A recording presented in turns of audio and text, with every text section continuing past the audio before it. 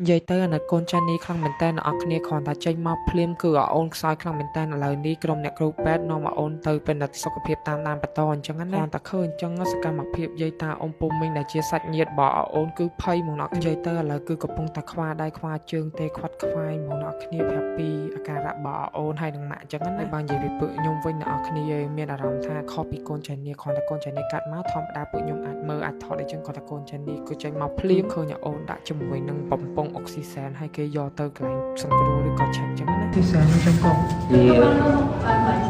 មើលតែពេលកថាហមហើយឃើញក្មួយដាក់អុកស៊ីសែននេះមិនទាំងភ័យភ័យតែពេលថាអីទេក៏ទៅបើសាយដាក់វាដកដង្ហើមស្រួលហៀងហមចាំម៉ែវាម៉ែតន់មើលនៅក្នុងគឺថាអីទៅតែគេយកទៅតាមដាននៅលើសិន6ម៉ោងដូចស្អីទៀតតាមដាននេះគ្នាទៅគាត់វាហត់ដោយសារសម្រាប់ការអនឡាញយូរវិញហ្នឹងវាហត់